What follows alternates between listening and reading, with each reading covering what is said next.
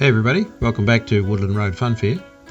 In this video I'm continuing with the decorating of flat rides and queues, and I decided in one build session to try to do 3 flat rides, and this is to counter my instinct or my tendency to get over involved in micro detail, and so I have step back from that and just having a go at getting on with it very quickly, building just enough to give it a decorated look without getting obsessed about the micro detail. So it's a fairly simple session.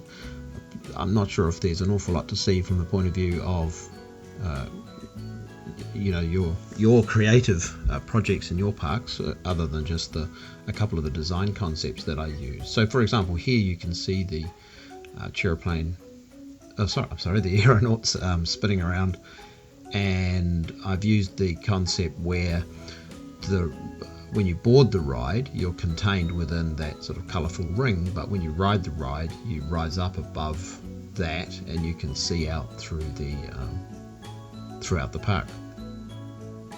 The other construction concept that I used in building this queue, given that it's just going to be a blocky building really, was all around how to get the target audience to come in. So I was thinking about the target audience for a ride like this, probably about 1 metre tall, half-size humans, and the kids are wandering along the path and looking at everything, and I wanted to get their attention with things at ground level that would draw them into thinking about going on this ride. So I thought about laying out confectionery, or lots of bright colours, and then laying out confectionery around the park the ride entrance, so that if they're going down the path and they see these piles of confectionery, that draws the eye in, which means they're looking in through the exit of the ring around the ride, and so they see the ride in there, and then we want to go on this, and then as they approach the entrance to the ride, they again see this confectionery, but it's laid out in interesting patterns on the walls and so on, so they want to go in there and have a look at that, and that's what draws them into the ride. So that was the kind of the design principle of making the building that way, using the colours that way. Tried to keep all the signage very simple and the building structure simple, so I could finish it quite quickly and move on to the next one. With the next ride, which is the Ferris wheel, I had a completely different thought process, which was that if you are outside the park, the Ferris wheel is the most prominent ride that you can see from outside of the fun fair. So you're in the Woodland Park wandering around, maybe you've gone for a visit to the lake or something, or the lookout point, and as you come back, or even on the way there, you're seeing this Ferris wheel. So at the time that you're experiencing the Ferris wheel, you are in the Woodland Park.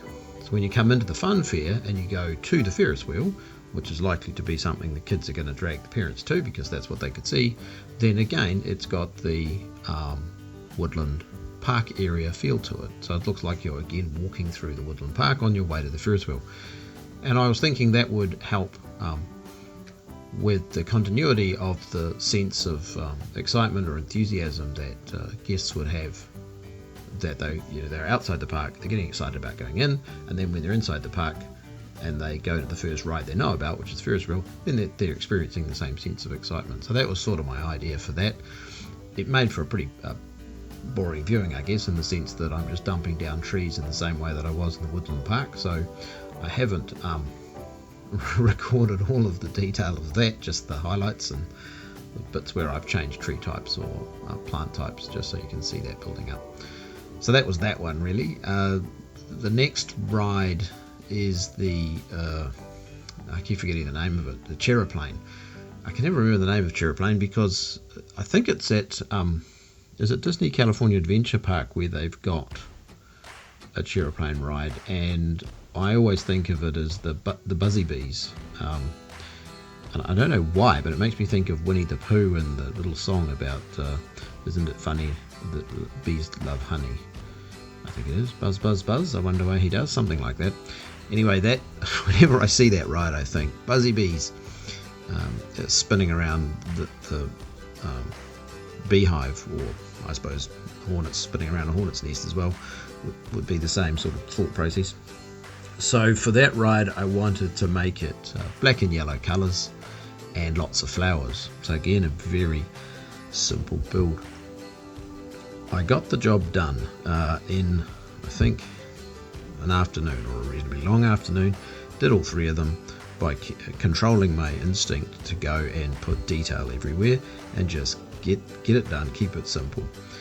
I think that's an important skill from the point of view of wanting to build parks rather than building, say, ride skins or detail like the construction equipment I was working on, or the weirs, where if I'm going to make a park, I have got to control myself and get on with just plonking things down, giving them a quick decorate and calling it done. So that was successful. I'm not sure if it's particularly instructive viewing, but it was all part of my learning process. So I hope there's something useful in that for you. What have we got coming up in the rest of the series? The next ride, I think there's the Cube, the Elixir. What else is there? A couple of others. There's a couple of shots of them coming up in a minute. I really quite liked the way the cube turned out, although again it was a very simple build, because the idea was to mimic a Rubik's cube, which of course is just a cube, so it's a very simple building structure. But messing around with making a cube in the entrance, it'll be on the video here. I think I've got a still shot of it coming up just after. So we've got our gas bags, we've got our ferrets wheel. Yeah, that's the joke there. There it is, the cube. The colours of the graphics aren't rendering very well with that, but that actually is a correctly coloured Rubik's Cube. And then some simple decorations on these guys and the end of the school run. So that's it for this video, and see you again next time. Thanks for watching. Bye for now.